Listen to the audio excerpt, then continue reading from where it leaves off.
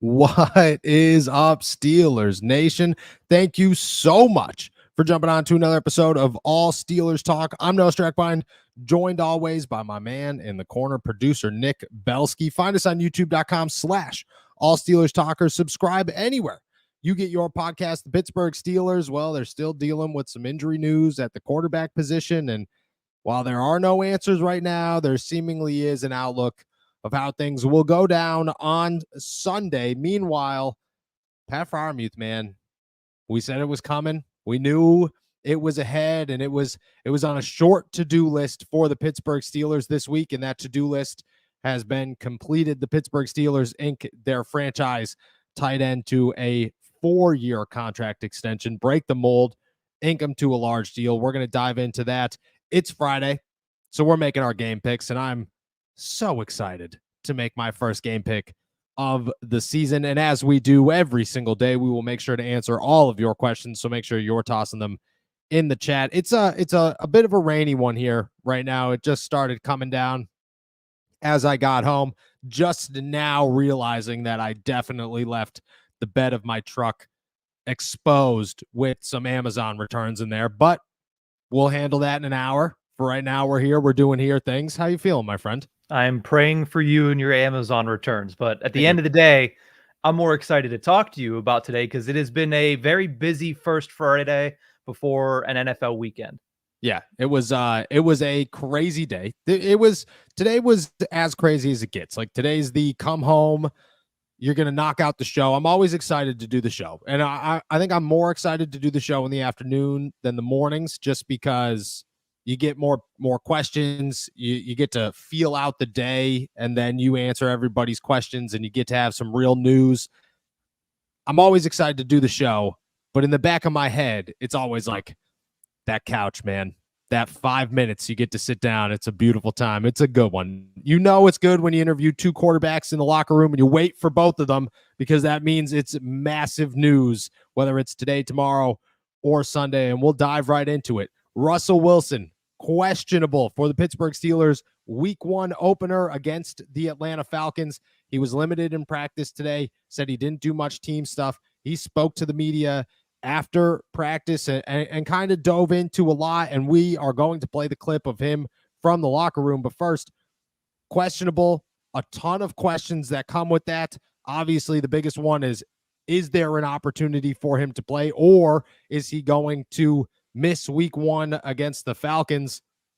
I'll let everybody interpret that for a short being before we give our predictions, our expectations come Sunday. Let's listen to what Russ had to say in the locker room post-practice. Kind of walk us through what happened? Yeah, I just felt a little tight. I just wanted to be smart about it. Obviously, play the game on Sunday. Hoping I get to be in it, obviously, but just trying to get ready to go. So at this point, you're expecting to still start on Sunday? Yeah, I'm trying to get my body ready to go and rock and roll. So we're doing everything we can. How much were you able to do today out there? I just tried to focus on the throws. Really. I didn't try to do too much. I tried to be smart, knowing that we have all of today and tomorrow, and then obviously Sunday morning. Yeah, I think the biggest thing is you hate these the nagging things. I've been feeling great, honestly, the past few weeks. I've been feeling really good. So just kind of felt a little funny yesterday. I think the most important thing is just getting prepared to win. I think that's our focus right now, doing whatever we can, obviously myself included, and obviously getting ready to rock and roll. And I'll be ready to go if I can go. I'm going to go and try to do everything I can to help us win. So anytime that somebody comes out and goes to the podium and is asked, "You going to play on Sunday? You feel like you're going to play on Sunday?" And his response is, "Yeah, I'm doing what I can to get my body right," it's immediately a no. It's almost guaranteed a no. I'm not going to play on Sunday, especially in the Pittsburgh Steelers locker room. Now, I got to give Russ credit where credit is due. A ton of credit. Russ is a great dude, and I have zero complaints of who Russell Wilson is as a person to the media. He's actually one of my favorite players in the locker room right now, just because he's so respectful. He's always super nice. He's cordial to, me and everybody else who's asking him dumb questions. And this is one of those instances where he could have avoided us. He didn't have to talk to the media. They could have sent Justin up there, and Justin could have answered some questions and said, "Yeah, I have no idea what's going on, but I'm preparing to play like a starter. Instead, he went to a meeting, came back from that meeting, and then spoke to all of us and gave us as, run around answers as he could while also trying to be genuine. And I think that, in my eyes, that's big. That's something big for a quarterback or any player to do, because you'd be real surprised. You probably actually wouldn't, but as they say, you'd be real surprised about the guys who would avoid that situation. Now, let's start talking the important thing here. Not how Russell Wilson is with the media. Is Russell Wilson going to play in week 1? And if I had to guess, the answer is no. Russ did not do enough, in my eyes, the last 2 days being a limited participant to go out there and be the starting quarterback on Sunday. Justin Fields is preparing like the starter. You got to think that one day would have been okay. If it was Wednesday into Thursday, it would have been okay.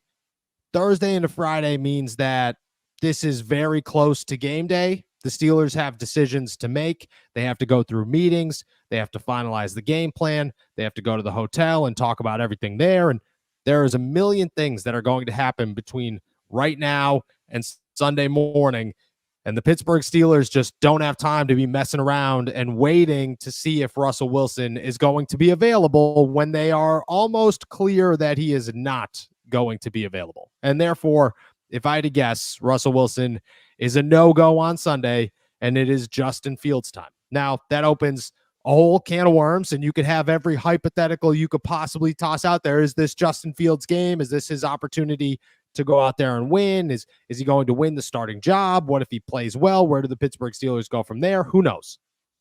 I'm not getting my hopes up for the Steelers offense with Justin Fields out there, just like I didn't get my hopes up for the Steelers offense with Russell Wilson out there. I don't think it makes anything better. I don't think it makes anything worse, but I don't think it makes anything better. And the way I look at this week is the Pittsburgh Steelers offense has a ton of questions, and now they get an opportunity to see what Justin Fields could bring to the field, and if he is starter worthy. And I think that's a question that the Pittsburgh Steelers needed to answer at some point this season. I didn't expect it to come in week 1. To be honest with you, I didn't expect it to come at all, but I knew it was a question that they needed to answer, or should be answering, I guess, and they get an opportunity to do so. That is as far as you could take this conversation, I believe, because you can't dive into, well, what if he throws for 400 yards and runs for 200 yards and he's the greatest quarterback of all time? Well, then you continue to play that quarterback. But what if he stinks? What if he goes out there and the Pittsburgh Steelers can't win this game and they don't even come close and the offense struggles and everybody turns it off by halftime? Well, then you go back to Russell Wilson next week. And it's a coin flip whether or not it's going to be that or the other side, or quite frankly, middle of the road, nothing changes. Justin looks just good enough. No big deal. You go back to Russ next week. But to be limited twice in all the video portions of practice that you could take, you could look at Russ warming up with the guys, but really, he's kind of off by the trainer doing his own thing, which is not a good sign. And if I had to guess, Russ is not out there on Sunday, and that news will probably come tomorrow at some point. Tomorrow morning is when I would imagine we get a final word that it's Justin Fields time, week 1 for the Pittsburgh Steelers. I'd be a little surprised if we saw that. I think in the building, they might know that, but I think outside of the building. And no. I was going to say, I think outside of the building that they're going to keep that as questionable, because why not at the very least try to throw off the Falcons till the last second? So I agree with you. But the Steelers typically, if there is somebody who is not going to play, who comes in questionable, updates that status on Saturday, unless it is a guarantee that they are going to really be questionable and really be a game time decision come Sunday. And I think the Steelers would want to put word out there before Schefter, because Schefter's going to know. Rappaport's going to know. Like, Russell Wilson's agent will be well aware of if Russell Wilson is going to play or not play come Saturday after the walkthrough. That's when I anticipate. I mean, and if they've done it with names like TJ Watt in the past, I imagine that they'll do it with Russell Wilson this time around. I will agree with you I agree with the sentiment though, because there were a lot of people today that I was speaking with that had different opinions of, the Steelers are going to rule him out tonight.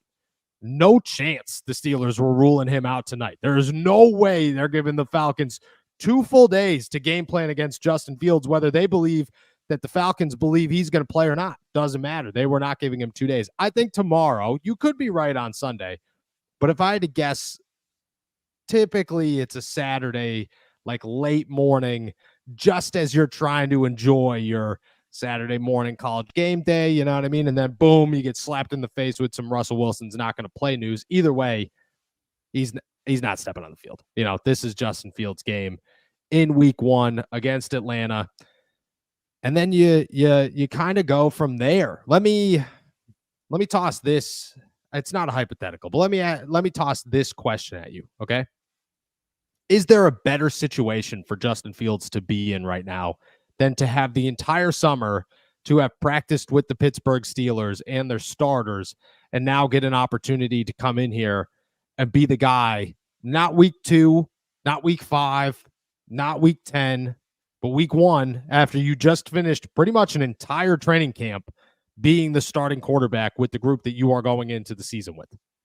Yeah, I think Justin Fields definitely wanted to get an opportunity. The fact that he gets that opportunity in week 1 is best case scenario for Justin Fields. For the Steelers, obviously, it's a little bit more difficult because now you're trying to kind of play your hand as it comes to you, and that's not going to be easy for them as the season progresses, especially with something like a calf injury for Russell Wilson. But for Justin Fields, I mean, this is perfect. You don't have to sit on the bench for 5 weeks and kind of lose a little bit of the momentum you had. You get to go right out there.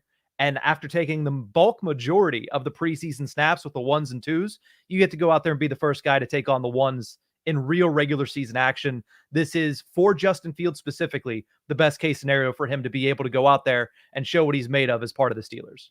Yeah, this is as good as it gets for the Pittsburgh Steelers and for Justin Fields. And yeah, the Steelers want it to be Russell Wilson, but the Steelers also get an opportunity very early in this entire situation that they were not going to get, and they weren't going to give themselves an opportunity to get. Now they look at this and they say, I don't care how bummed they are about Russell Wilson. I think Justin Fields gives them equally as much of an opportunity to win this game. I don't think Justin Fields goes out there and blows everybody away, but I didn't expect Russell Wilson to go out there and blow everybody away. I just expected them to do enough to win a football game. The way I look at it now is the Steelers get a shot week 1 to find out if they made a mistake, and I don't think it changes much. I think it would take a whole ton to change their minds. But if they made a mistake, and do they have something in Justin Fields that's worth putting their time and effort into? And I mean, Mike Tomlin said it himself, practice means a lot, games mean a lot more. So the way we sit here right now, it is a massive decision. We'll find out more on Sunday. What are your hopes for Justin Fields? What do you, if you were to predict good game, bad game, medium game, not enough, what's your thoughts?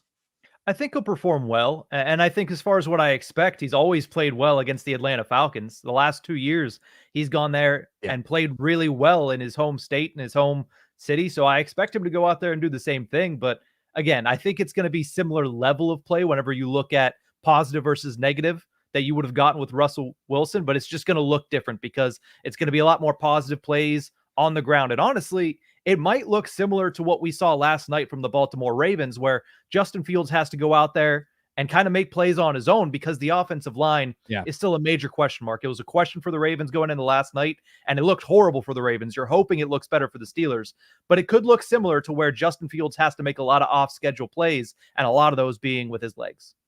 Yeah, that's who do you think's offensive line looked worse, the Pittsburgh Steelers in the preseason or the Baltimore Ravens in week 1? It's that one's tough because I think I'd say it's the Baltimore Ravens, but at the same time, in that the Buffalo Bills game, the Steelers offensive line looked really bad. But last night, for 4 quarters, the Ravens. So I'll give the nod to the Steelers in this one simply because it was preseason and they were only out there for a handful of drives. Yeah, Yeah. It was last night. I was watching that game and 2 things came to mind. And this is not a Baltimore Ravens or Kansas City Chiefs podcast, so we will move on very quickly. But 2 things came to mind. One, everybody, I mean, I think it was Rodney Harrison who jumped on before that show and said, for one, Xavier Worthy stinks. And 2, there's no chance the Kansas City Chiefs are going to three-peat. And then my prediction on the Baltimore Ravens, both of them tough because I think the Kansas City Chiefs got everything in, including an absolute stud in Xavier Worthy. And then on top of that, the Baltimore Ravens, I mean, they just didn't, they across the board. I get that Lamar kept him in it as long as they could, but coaching, defense, offensive line, run game, everything looked terrible except for Isaiah Likely and Lamar Jackson. So we'll see what happens there. All right, let's talk Pat Freiermuth, massive, well-deserved contract extension, and then our game picks for week 1. But first, we got a word from our boys over at DraftKings. What's up, guys? It's football season, and we've teamed up with DraftKings. Right now, new customers who bet $5 will receive $250 in bonus bets instantly. Plus, you'll receive 1 month of NFL Plus Premium. It's hard to think of a better way to celebrate fall weather, your favorite jersey, and Sunday touchdowns than with the DraftKings Sportsbook app. Download the DraftKings app and use our promo code ALLSteelers. That's $250 in bonus bets instantly and 1 month of NFL Plus Premium after betting just $5.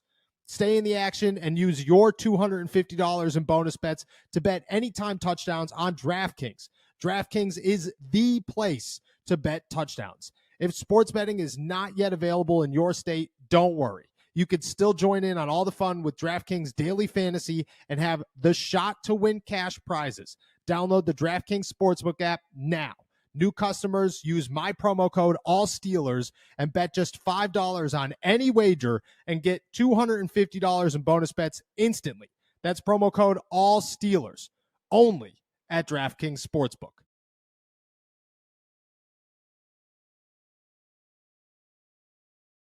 Shout out our boys over at DraftKings. All right. Pat Freiermuth inked himself a deal with the Pittsburgh Steelers today. We said it was coming, knew it was coming before Sunday. It finally happened. We've been predicting this for weeks, but I think it was Monday, maybe Tuesday. I said this is going to happen. Both of them are going to happen. They both happened. The Pittsburgh Steelers had a checklist, and it was a to-do list. Pat Freiermuth, Cam Hayward, boom, boom. They're going into week 1. $48.4 million over 4 years. It makes him the 9th highest paid tight end in the NFL. I have zero issues with any of it. Just over, what's that, $11 million per season, $12 million per season. Yeah. I said anywhere from 11 to 14 I felt comfortable with. $26 million in guaranteed money, I believe, for Pat Freiermuth. And that's, again, a number that I'm very, very comfortable with. You pay guys for what is coming, not what has happened. Pat Freiermuth to this point has not put on an all-star performance, but he has all-star potential, and the Pittsburgh Steelers see that. They're also acknowledging that he has yet to have a coach. He has yet to have a play caller worth anything. He is yet to have a quarterback outside of Ben Roethlisberger, and he's had a lot of potential shown in his short NFL journey. Excuse me, I could not get that word out. I have no issues with this. I think it was awesome. He was walking by me and Brooke Pryor in the locker room. Brooke goes to say something to him. He says, big smile on his face. Yo, 1 sec, I just got to go call my agent. And then 5 minutes later, the news broke. So shout out to Pat. He's the $48 million man. Justin Fields, Russell Wilson both had very high praise for their starting tight end and a well-deserved contract. All the guys were joking around in the locker room after that. Oh, Pat's going to buy us dinner. Pat's going to buy us our new shoes, so on and so forth. And I'm sure he could afford, a couple of pairs for the boys in the rest of the tight end room. Your thoughts on the Pat Freiermuth deal? Something that, this show has been pushing for not weeks, months, literal months now. Of Pat Freiermuth needs to get a contract extension. They gave him one. Here we are. Yeah, I wanted to make sure I brought that graphic of you from last Friday back up where you said, hey, this is all going to get done within the next week. And here we are 1 week later to the day. And now everything's done as they get ready for week 1. But I'm glad they paid Pat this salary here. I'm glad they have him locked up because obviously, when you're going into the future, you're hoping Arthur Smith is the type of offensive coordinator that you're going to have for a couple seasons. He's going to lead to some success. And for that to be successful, you're going to need a receiving threat at the tight end position. And that is what Pat Freiermuth is. He's right up there around Dalton Schultz. He's right up there around Cole Kmet. And I think that is perfect for what his salary is going to come in at starting next season. He still has a year left on his rookie deal right now. So I'm excited about this. I think it's a good deal. I think it's a smart deal to get this done and to make sure that you have one piece and one weapon locked up going forward in Pat Freiermuth. Yeah, and I think the biggest question that comes with this, obviously, is the Pittsburgh Steelers decided to pay Pat Freiermuth over Najee Harris. And in my eyes, that argument is very simple. Tight ends last a lot longer in the NFL. Tight ends have much more upside long-term in the NFL than running backs do. And to be honest with you, tight ends are harder to find in the NFL than running backs are these days. And while Najee Harris has been a very consistent running back, he has by no means lived up to the $10+ million that he's probably asking for. And don't take that as I disagree with the fifth-year option. I think they should have signed him to a fifth-year option. That's the easiest thing they could have done, is to have one more year and then let Najee walk. But whether it was they thought he was going to cause some issues because he wasn't going to play in that fifth-year option, or they just don't feel that he's going to hold up long-term, I don't know what it is. The way I look at it is Najee's a good running back. I have a lot of faith that Najee Harris is going to have a good season. I don't think he's worth a contract for 3 or 4 years compared to what I think Pat Freiermuth is worth.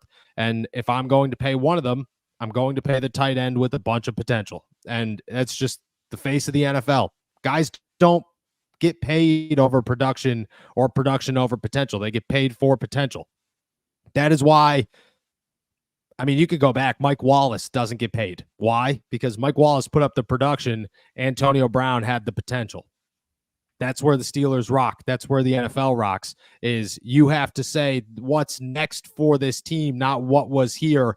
Najee's window of opportunity in the NFL is probably much smaller than Pat Freiermuth's, and that's the biggest argument against paying the tight end over the running back. Not trying to downplay Najee Harris's impact. I'm just trying to make it very evident to everybody that there's reasons the Pittsburgh Steelers chose to go the way that they did with this offseason and their contract decisions, Ink and Pat, over Najee Harris. But big day for Pat Freiermuth. I'm very excited for him. I'm a big Pat Freiermuth guy. I think he's got a ton of potential and a ton of growth left. I also think that he's worked on his blocking quite a bit this offseason. And yeah, maybe it's not the best and maybe there's room for improvement, but the tight end use stuff I think works, and getting to work with guys like George Kittle every summer works, and it will help Pat Freiermuth become the guy that he is. Plus, Russ loves him. Justin loves him. All the tight ends in that building love him. And Arthur Smith is a big fan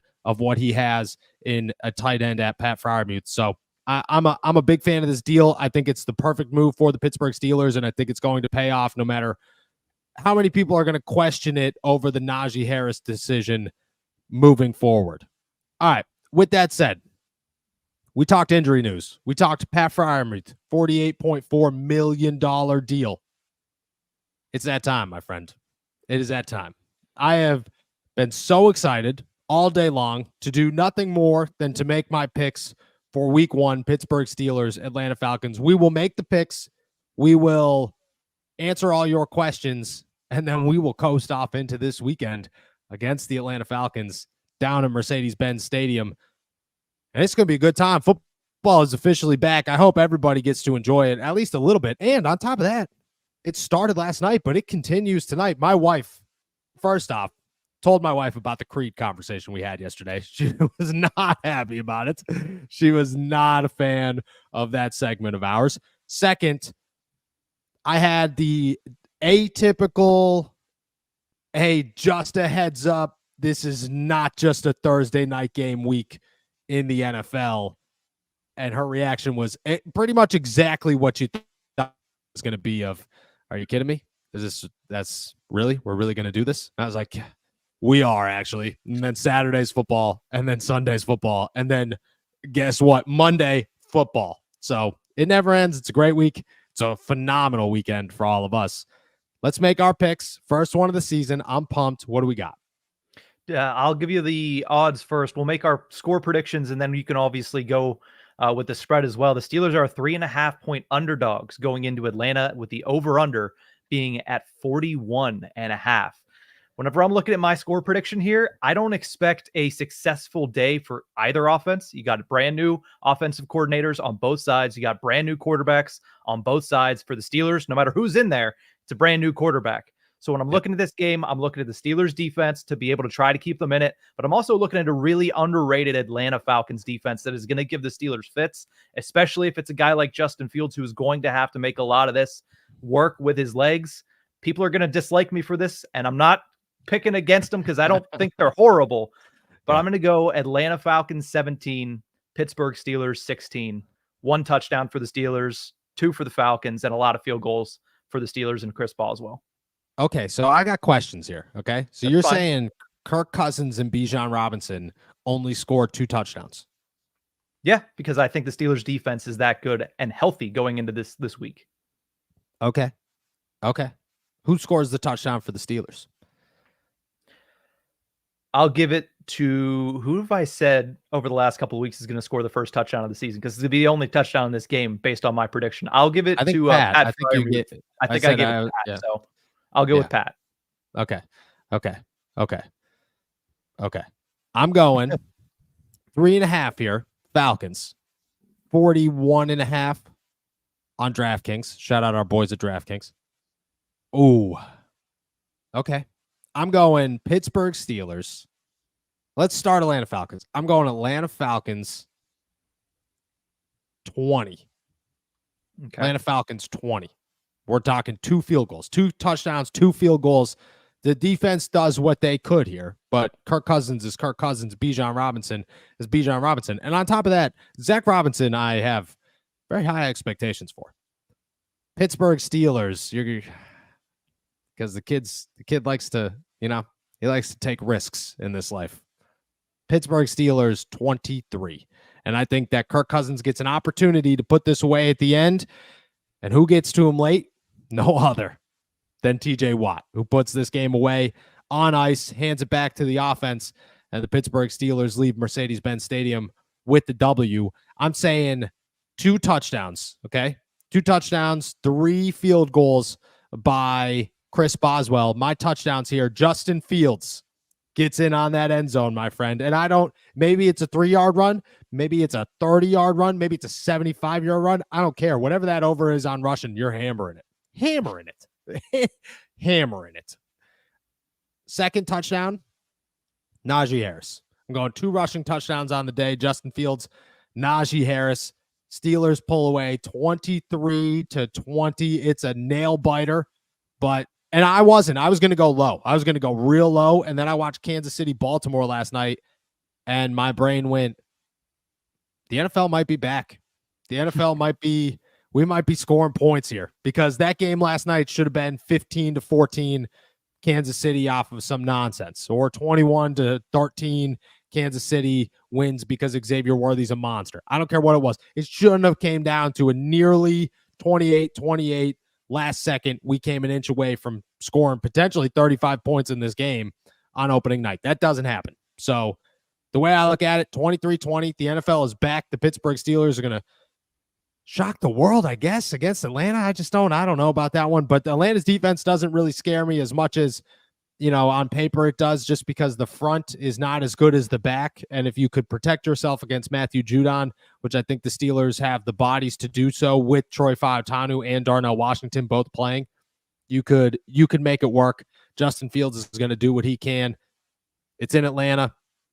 He gets an opportunity to prove himself, and I just think that the Steelers are going to inch their way into a victory here, 23-20. We'll see who wins. This is a good one. I like that we're starting the season opposite ends here, because right off the bat, that gives us an opportunity for one of us to win by the end of the season. Yeah, I'm hoping you're right, but at the same time, This is one of those games that whenever we initially did our predictions, which is a couple months ago when the schedule came out, I had this as a win.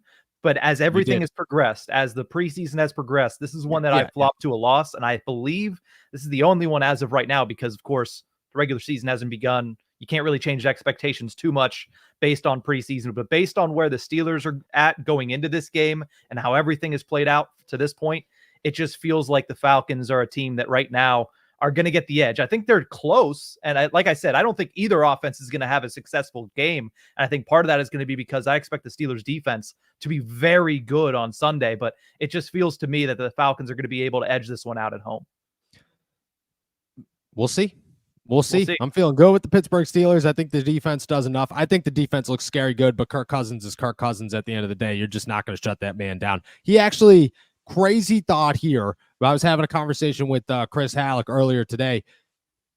Kirk Cousins has, I want to say, thrown for more passing yards since becoming a starter than any other quarterback in the NFL or that was in the NFL, including Tom Brady. That's nuts to me. That is a crazy stat. Kirk Cousins, I said it perfectly earlier. I'll say it perfectly again. Kirk Cousins is going to do everything he could possibly do to get you just about where you want to be as a football team.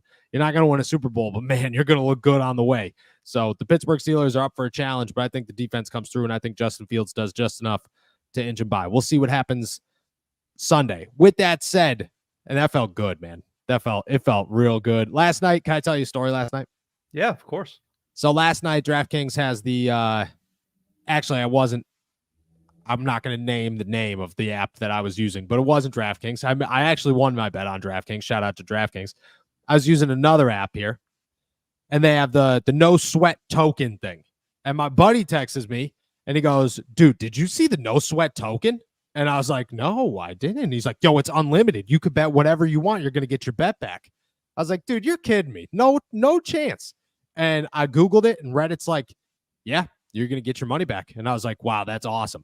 So I made one crazy parlay, wild parlay. And I said, screw it, dude. This hits, I'm a billionaire. Put $100 on it. I was like, because I'm getting every penny of this back when it doesn't hit. I look on, max refund of $10 given if you lose that bet. Yep. So right off the bat, and this came, I made that bet, I don't know, about a minute and a half after I texted the same buddy and said, yo, I'm feeling good this year. I don't think we're going to lose. I think this year is the year we actually walk away winners betting on football. We're down $90. We're starting 0-90 real fast. And shout out to that other app who doesn't make things clear. And that's why we use DraftKings for what we do our business for here. And, we're going to try to win it back tonight. That's the way we roll. The beauty of it is you bet Thursday so that you could try to get it back Sunday. And this week, you could try to get it back Friday so you got extra playing money come Sunday. With that said, I'm excited. We're going to answer all of your guys' questions, so make sure if you have some, continue to toss them in the chat. We'll be back in a moment, but first, we got a word from our boys over at Game Time. Let's talk about Game Time. I could still taste the popcorn and the soda and smell the beer of my first Pittsburgh Steelers game. And yeah, the Jacksonville Jaguars might have won that day, but I will never forget how loud Heinz Field was and how rocking that stadium was on the North Shore. Game Time has this new feature called Game Time Picks that makes things like getting tickets to see your favorite teams play live even easier. Game Time Picks filters out all the fluff to show you only incredible deals on great seats so you don't have to waste time searching through thousands of tickets. I have an upcoming concert in Cleveland the day after the Pittsburgh Steelers play against the Browns, and instead of sitting there clicking on every single section, I'm just going to use Game Time Picks. Let's talk about why it's so great. Curation makes it easier to save more on sports, concerts, comedy, theater, etc. On top of that, you get all-in pricing, which means that you get the total cost up front with no surprise fees at checkout. On top of that, you get seat views because nobody wants to buy some nosebleed seats for cheap and take a guess on whether you're staring at a pole or you just got the greatest deal in the entire venue. Plus, the lowest price guaranteed, or Game Time will credit you 110% of the difference. Game Time ticket coverage means that your purchase is covered with the most flexible customer service policy in the ticketing industry. Take the guesswork out of buying tickets with Game Time. Download the Game Time app, create an account, and use code ALLSTEELERS for $20 off your first purchase. Terms apply. Again, create an account and redeem code ALLSTEELERS for $20 off. Download Game Time today. Last minute tickets, low prices, guaranteed. Shout out our boys over at Game Time. We won't have a Creed segment today because, got to be in good graces. I got a long weekend ahead of me. A lot of football to watch. I can only upset the wife a little bit here and there throughout the week. All right. As we do every single day, and it's a massive one today, so make sure that you're tossing all your questions in the chat. We will answer all of them before we head out of here. What do we got? Yeah, let's start things off with Marlon Lewis, who says, if Justin comes out and fills in for 1 to 2 weeks and balls, do you think it increases his likelihood of being the future guy for the Steelers? Yeah, 100%. 100%. But I also think that it comes with the other side of that argument, which is Justin might ball out and find himself overpaid somewhere else, and the Steelers are not going to go take a shot on a dude who looked good for 2 to 3 weeks. Now, I think it does raise the opportunity for Justin Fields to go out here, have a fantastic week or two, and become the starting quarterback of the Pittsburgh Steelers. If that happens, his likelihood of sticking around after a winning season is pretty high. I think his likelihood, as long as the Pittsburgh Steelers finished with 9-10 wins and they look like they took a pretty good step forward this season offensively, even if they couldn't overcome the tough schedule, increases quite a bit. That being said, once again, if he goes out there, he has a Jordan Love type season where he just has a fantastic year. The Pittsburgh Steelers are going to see what they can do, but they're not going to offer this man a crazy amount of money. It's just not going to happen, especially for a dude who's 10-28 coming into the season, and you don't know if this is just one good year or if this is the future of Justin Fields. We'll see, but yes, I agree with you. I do think it increases the likelihood of him being the future guy. Mr. Tummy's on the same wavelength as us, says, for gambling purposes, how much info do the Steelers have to provide before Sunday?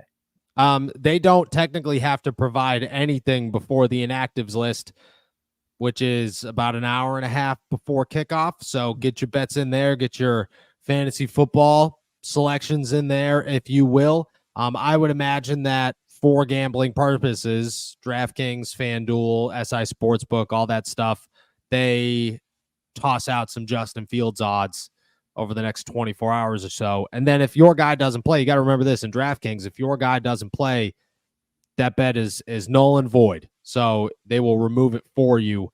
But I would, you'll get about an hour and a half to make that decision if the Steelers are the ones that decide they're going to wait right until the inactive list. Stephen Cornfield wants to know, what do you think will change the spread or money lines if Justin Fields start?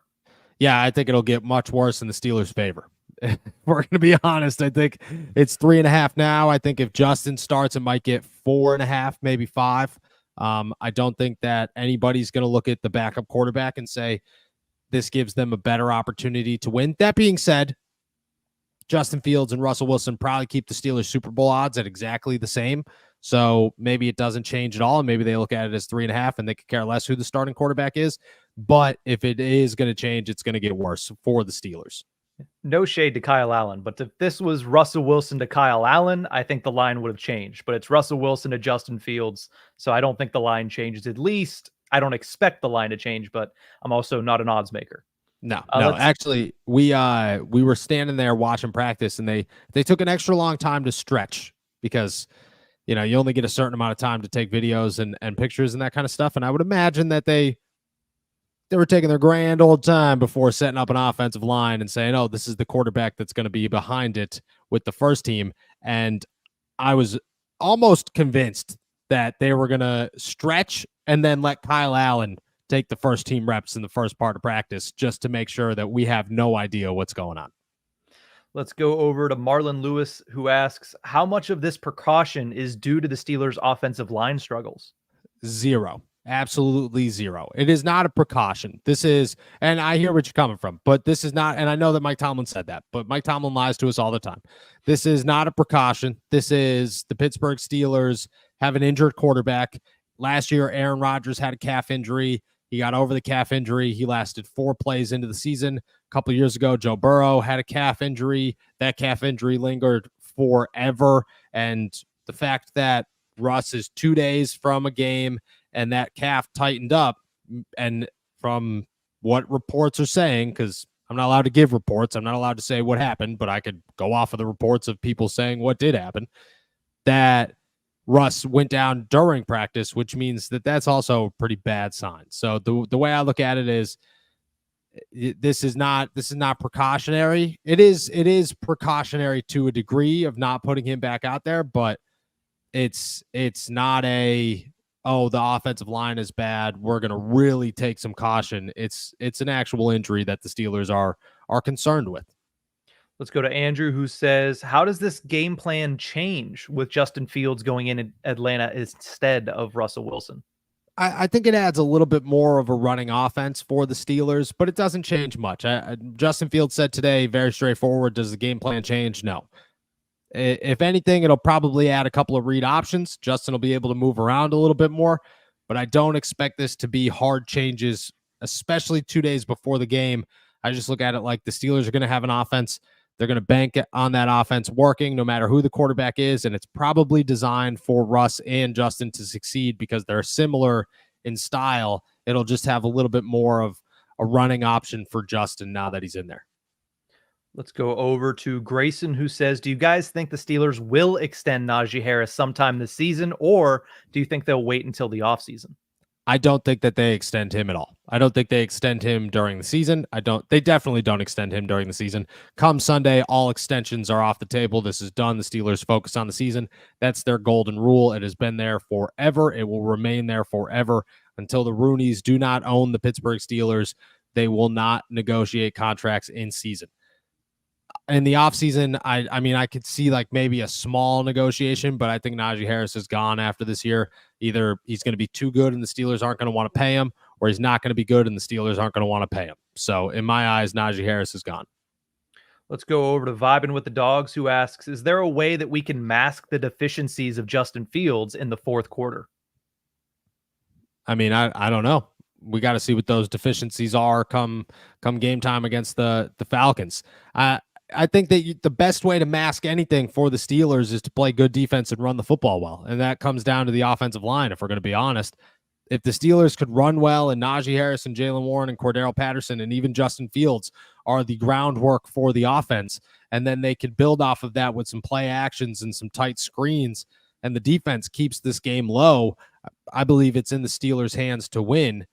I don't think you have to mask anything at that point. It comes down to, do you control the clock? Do you control the scoreboard? Do you control the ground game? Do you control the trenches? If the Steelers can do all of those things, you don't have to hide anything come the fourth quarter because you should be in good control. Gunnar Davis says, hot take, Calvin Austin for 100 yards and makes himself known. What do you think? I would love it. I would love every second of it. I mean, it's a hot take. You do your thing. You make your prediction. I love Calvin Austin. I think he's a great dude with a ton of potential, and I would love to see that potential grow within this offense. I think that DraftKings has his over-under at like 11 yards. So it's not looking good gambling-wise, but if you're confident in your boy, the odds are heavily in your favor. So I would love to see that. Calvin Austin deserves as much opportunity as he can get, and without Roman Wilson, he's going to get many more shots in this game to catch the football. Vibing with the Dogs wants to know how many sacks for TJ Watt and Cam Hayward against the Atlanta Falcons. I'm going to go between the two of them, 3 combined. TJ's getting 2, Cam's getting 1. I'm feeling good about that. Let's go to X Concepts, who asks, does Dez Fitzpatrick get called up for game day with Roman Wilson out? Yeah, so Dez is in Los Angeles. Shout out to Dez Fitzpatrick. He plays for the Chargers now. It would be, and I know that X Concepts followed this up with Brandon Johnson out of Denver. I don't believe anyone gets called up in this game because chances are they were going to shut down a wide receiver anyways. Roman will be one of the inactives. They might call somebody up like Ben Skoranek. Thank you, from Los Angeles. I think he would be the top choice over Brandon Johnson. But Brandon Johnson has looked impressive in practice, and maybe he gets an opportunity. I think that the Steelers will rock with 4 and feel comfortable with 4 and try to use Roman as an inactive. Let's go to Quentin's question, who wants to know how great is the Patrick Queen effect going to be? I think it's going to be really impressive. I am very excited for what Patrick Queen brings to this defense. He could cover Kyle Pitts. He could cover Drake London in the slot, worst case scenario, on short routes, very short routes. But I think he's got the athleticism and the closing speed to do so. I'm excited for what Patrick Queen brings to this defense. People want to talk, he's nothing without Roquan Smith. Okay, well, maybe he's something with TJ Watt and Cam Hayward and Larry Ogunjobi and Minka Fitzpatrick and Joey Porter Jr. and Landon Roberts and Peyton Wilson and Keanu Benton, and the list goes on and on and on. And, Alex Highsmith and Nick Herbig. So maybe he's something with all those guys too. So I'm very excited for what Patrick Queen brings to the field this week against the Falcons. Speaking of linebackers, Gunnar Davis wants to know, how much playing time do you expect Peyton Wilson to get in his NFL debut? Good chunk of playing time. I think Peyton Wilson's going to be out there quite a bit. Landon Roberts is a run stuffer. We know this. Landon Roberts is a hit you in the mouth, do not mess around type of guy. And Peyton Wilson's the athletic gazelle, as I keep calling him. And the Steelers are going to try to utilize both of those guys. So I expect Peyton Wilson to be on the field quite a bit in this game. Tyler wants to know, can either of us or both of us give one bold prediction for the Steelers? Either, let's say this year, not on Sunday. Oh, let's do both. Let's do this year. And we've given a lot of bold predictions this year. Let's give one on Sunday. Let's give one for Sunday. I think I'm running out of bold predictions for this season. We hit the point where I said Russ is going to win comeback player of the year. The guy's not even playing on Sunday. So I'm running out of good ones. What's your bold prediction on Sunday? For Sunday, bold prediction, I'm going to say, that is a tough one looking at this. I'm going to say, geez. Because now I was thinking I had it prepared for like the whole season. For Sunday, Cameron Johnston gets multiple punts downed within the 10-yard line. I'm not going to lie to you there, Nick. It's as boring of a bold prediction as they come. You went with the punter. I know. I went with the punter. I like the punter. Listen, everybody was up in arms about Presley Harvin last year. I'm going with the punter. Let's give a little bit of respect for the brand over there and say Cameron Johnston's going to have a good game. Okay. Okay. All right. Let's go for me. All right. I'll go bold prediction here. See, I'll skip with the special teams. You have better special teams options. Cordero Patterson takes one to the house against his former team, the Atlanta Falcons, in week 1 of the regular season. Okay. You had 2 touchdowns for the Steelers. One of them is going to go to Cordero Patterson. I like it. That is bold. It's a bold prediction. Okay. Look, it's not my winning prediction. That's the one I feel confident in. This is my bold prediction. You can have multiple predictions. I won one bet last night. I lost the bigger one. So, you got to make multiple. You got to toss it out there. Spread, diversify, they say. Fair enough. Can I give you the one for the season long that I was thinking? Yes. I gave it out earlier this week on a separate live stream. Minka Fitzpatrick sets a new career high for interceptions this year, 7+. 7 does he win Defensive Player of the Year? I mean, 7 interceptions. Far, but 7 interceptions will get you in the conversation. Definitely get you in the conversation. Could you imagine if it's TJ Watt, Minka Fitzpatrick head-to-head for the Defensive Player of the Year this season? You think TJ's leaving and posting an aggressive Instagram post if Minka wins over? Not if it's Minka. Unless he breaks the single season sack record and they still give it to Minka for getting 7 or 8 interceptions. Yeah, true. That's a good one. I would understand. That's a good one. Let's go to Marlon Lewis, who says, besides the Steelers game, what Sunday game are you most interested in? I mean, to be honest with you, I don't watch any other game except for Sunday Night Football when the Pittsburgh Steelers play. So the other game that I'm interested in, I don't even know what the slate of games is. I know that the Bears Titans, Will Levis versus Caleb Williams, that ain't a bad one. Eagles Packers tonight, I'm very excited for. Last night's I was very excited for. Dallas is playing somebody Cleveland, kind of notable. Cleveland. I'm less excited for that one now. But yeah, I would go sleeper. Will Levis versus Caleb Williams. Titans versus Bears. The one tonight though, Eagles Packers is one I'm looking forward to. I still got to find a Peacock account somewhere. See, I'm waiting all day for Sunday night this weekend. Rams, Lions, rematch of the playoffs. Give that to me. That's the one I'm most excited for. That's a good one too. I'm glad that I'll get to catch that one. Let's go to Quentin, who says, I have Drake London and George Pickens on my fantasy team. How much am I going to hate myself for starting London over Pickens?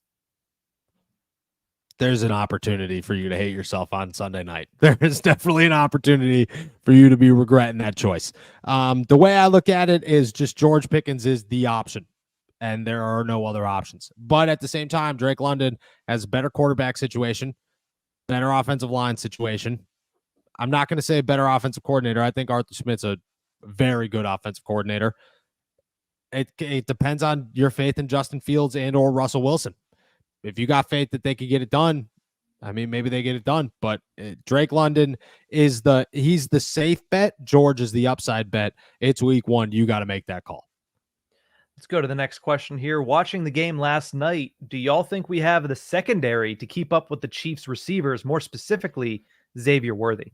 I don't think anybody in the NFL has the secondary to keep up with Xavier Worthy. That man is lightning fast. That being said, Dante Jackson is as fast as they come for a corner, a good starting corner. And I think that's why the Steelers went out and got him, is to have some speed. I mean, TJ said it today that the speed on the defense is notable, that you could tell how much faster that they are without losing size and without losing strength. So I think it's a possibility that they do. And that could be handled by Dante Jackson. Minkah Fitzpatrick deep, most likely. That being said, you get guys like Beanie Bishop on him. Joey Porter's lengthy, but he's not that fast. It could become an issue. I don't think anybody in the league's got the speed to keep up with Xavier Worthy. You're going to have to find other ways around him. Thankfully, the Steelers have until week 16 to figure that out. Let's go over to Steven, who wants to know, what do you guys think about the heavily penalized illegal formations in last night's game? I thought it was dumb. Like there were a lot of times that, like, yeah, clearly he was off, but like what I don't understand the process there. I didn't understand that to begin with. Like, offensive linemen it is such a difficult position to play offensive tackle. Such a difficult position. Why are we trying to make it more difficult? I just don't. That one got me. Like, could you imagine TJ Watt getting 4 steps on you, running straight at your face? You're going backwards at 350 pounds, trying to keep yourself balanced. The odds are not in your favor. This is not an even scaled seesaw. This is TJ Watt's got a massive upper hand on you. Now you gotta get close. I don't know. It doesn't make sense to me. I thought it was excessive. I think everything's going to be excessive early in the year. That's how it always is. The refs stink. You know, there's one thing that we could always count on in the NFL, and that's the refs. They make the game a little bit more annoying sometimes. The one thing that was talked about a lot in the offseason that we didn't see at all last night, there was no hip drop tackle flags. So I'm hoping that was something that people overreacted to, and we just don't see very much. But I think that the funniest thing that came out of the illegal formation situation, the debacle yesterday, was John Harbaugh literally just going, well, tell Ronnie to move up. Like, tell Ronnie to move up. What are we doing? So I thought that was hilarious. Just him saying, why doesn't he just move up? What are we doing here? That was awesome. But that was awesome. You know, saying as simple as that when the team's been penalized 4 times, I thought was hilarious. Yeah. But yeah. Let's go over to Andrew, who says, do you think the first offensive play of the season for the Steelers will be a run or a pass? A run. I mean, I could fairly confidently say a run. Whether it's Justin Fields. We're kind of talking as if Justin Fields is going to play. I'm pretty confident Justin Fields is going to play. Whether it's Justin Fields, Najee Harris, Jalen Warren, Cordero Patterson, I don't care who it is. If I had to guess, it's a run, and then play 2 they open it up, but play 1's a run. Let's go over to Gunnar Davis, who wants to know, what college game are you tuning in for this weekend? Oh, I don't even know. What's the slate? This is a busy week. This is a bad week for me to. Yeah, like I haven't had 10 seconds to do much of anything. I mean, I came home actually today and I had a new fence in my yard and went, wow, totally forgot about that. And the guy was like, dude, we've been working on this for like 3 days. I'm like, yeah, I haven't looked at my backyard in 3 days, pal. I've been busy. I think everybody's looking at that Texas-Michigan game, but an underrated game that I'm going to watch, especially because it's 10 o'clock and it's on Peacock. So if you're worried about getting Peacock for tonight, it's on Peacock tomorrow. Okay. Oregon versus Boise State. I want to see if Ashton Johnson can follow up that 6-touchdown game against an Oregon team that did not look great in their first game as a Big Ten team. So that's the game that I'm going to be tuned in for, not only because it's a 10 o'clock game, but because, you score 6 touchdowns, even if it's against Georgia Southern. I want to see how you follow that up, especially going up against a top 10 opponent. Yeah, that's a real good one. Texas, Michigan is also a very exciting game. And then, you can't sleep on Pitt, Cincinnati, my friends. Eli Holstein. Yeah. Holstein. I'm Either terrible way, with however names. you say it. Yeah. Shout out. I mean, ACC Rookie of the Week. So, to be honest, my college Saturdays are just, I put 4 of them on the screen, and then when one of them goes to commercial, I change it to a different one, and we keep it rocking all day. Let's go over to Marlon, who says, what is one player on both sides of the ball that you're most excited to see play? Justin Fields would be definitely top of that list on offense. On defense, Deshaun Elliott, I think. I'm going to stick with Deshaun Elliott, but Dante Jackson too. I'm excited to see both of those guys. Corey Trice is on that list as well. The corners, the secondary is a big one for me. On offense, it's Justin Fields, hands down, no questions asked. This might be strike 2 for me because I already gave a bold prediction about a punter, but I'm excited to see Zach Frazier. A punter and a center, my friend? What are you doing? I'm telling you. Listen, You're like the SpongeBob. I understand, normal. But I want to you. see. Yeah, I want to see Zach Frazier in his debut. I'm excited because they haven't had a center since Pouncey left. So I'm excited to see, hopefully, him go out there and be dominant. That's all I'm saying. I agree. Zach Frazier's going to be a monster. And, that man walked in today. He had the alfalfa sticking straight up. He also has a farmer's tan that starts from, where are we at here? Starts from like here and goes to like here on both arms. That's the only part of his body that's tan. And that's how you know, my friend, that's a hard worker. Yeah. That's a hard working center. Secondly, Marlon's coming to my aid. He said, Zach Frazier is why I actually asked the question. So thank you, Marlon. I appreciate the vindication. I'm just saying, dude, your picks were a punter and a center, and there are a lot of football fans out there that would love that one, but that's fine. It's, I'm SpongeBob and I'm normal. Yeah, well, I'm SpongeBob and I like football. The inside part of the football too. Okay. Holistic approach. There's been a lot of debate in the comment section. So let's get your opinion on this one. X Concepts straight up asks the question, who do you think is faster, Calvin Austin III or Xavier Worthy? There's obviously whatever happened to Calvin Austin III at his, combine where people think that he ran it faster, but Worthy technically has the title. Calvin Austin definitely ran it faster. I mean, the 100%. I joke about it with them still. Like, do you wish Adidas bought you an island? Because they probably should have bought you an island. I think it's Xavier Worthy. That was so fast. That was crazy. But that being said, I haven't seen Calvin Austin get to like take off yet in a game. I haven't been able to see that. And you get to see, like, that's where the speed comes in. Is when you are running on a football field. That's how I'm judging the speed. Mm-hmm. Right now it's Xavier Worthy, but I would like to see Calvin Austin get an opportunity to show whether or not he's actually faster than his 40-time sets. We only got a couple more here. Let's start with Alec Williams, who says, thoughts on Corey Trice. Does he cement himself as an above average starting corner by the end of this year? No. I mean, that's a big, tall task for him. I think above average starting corner is a lot to ask for a guy who's going to come in here as a second year, 7th round pick who didn't play last season. It's a lot to ask. A above average third corner, I think you could get that out of him. I think you definitely could.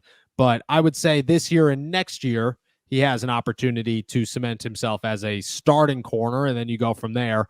But for right now, I'm just simply looking at him as, can he become a solid backup? Because that's all the Steelers want out of him right now, is to be a solid backup. And that's a great place to start, again, as a backup 7th round rookie who didn't play last season. It's just a lot to say, go out there and succeed. So I would say a solid backup by the end of the year. That's where I'm hoping Corey Trice is. All right. Well, this is our last episode before the season officially begins. So let's finish it off with this question. Ronnie Levis wants to know, Do you have a record prediction for this year? One that will now officially stand the test of time now that we've seen everything that we possibly can leading into week 1 against the Falcons. All right. So let's go. Let's knock them out real quick. That's how we'll end this show. Atlanta's a win. Denver's a win. Chargers are a win. Vegas is a win. 4-0. We're getting hot. Colts Hot are and heavy out. Colts are a win. Vegas is 5. Vegas is 6. You have the Cowboys in between them. Cowboys are Monday night, though. Sunday night. Cowboys are a win. Vegas is a win. We're 6-0 right now. You're at 6-0 right now, yeah.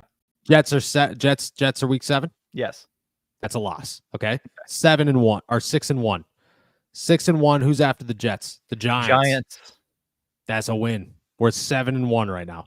Then you're going on the break. You're coming back. Washington. That's a win. 8-1 right now. Keep going. What's after that? Ravens at home. In Pittsburgh. In Pittsburgh. That's a win. That's a 9 right there. Browns on the road. That's a loss. It's 9-2. Bengals on the road. That's a loss. It's 9-3. Browns at home. That's a win. 10-3. Eagles on the road. That's a loss. 10-4. Ravens on the road. That's a loss. That's 10-5. 10-5. Chiefs at home. That's a loss. 10-6. Bengals at home to close out the season. I caught up with you there. That's a win. 11-6. 11-6. That's where I'm feeling here. I was 10-7. So we've gone up one with a backup quarterback starting week 1. So I'm feeling good about it. I feel good about 11-6. I feel good about 11-6. The Jets, Cowboys could switch. But to be honest with you, I feel better. I would feel better if you said that the Steelers lost to the Falcons and the Chargers and they beat the Cowboys and the Jets. I would feel like there's a better shot that happens over them losing both the Cowboys and the Jets. Mm-hmm. See, I went back down to 10-7 with my latest one, and the only one that switched was week 1 in Atlanta. So we'll see. We'll see what ends up happening this weekend, and maybe that sets me on the wrong course, but I switched Atlanta, and that was the only difference that it's been since the first time we did this to this last time we done this. I have 10-7 for the Steelers this year. 10-7, 11-6. We've come a long way. It could come down to this game. I'm excited for it, but that's where we currently stand. That's a wrap for today, then. Awesome. With that said, guys, we are heading out of here. Thank you guys so much for jumping on to another episode of All Steelers Talk. Make sure to subscribe to us on YouTube, youtube.com/All Steelers Talk. Check us out anywhere you get your podcasts. And as always, check all of our work out at si.com/NFL/Steelers. I hope everybody enjoys week 1 of the NFL season last night, tonight, Sunday, and a Monday. Hunker down, eat some food, feel like crap come Tuesday morning. That is what we are here to do. Enjoy it. And as always, enjoy another beautiful day in the Berg. Peace.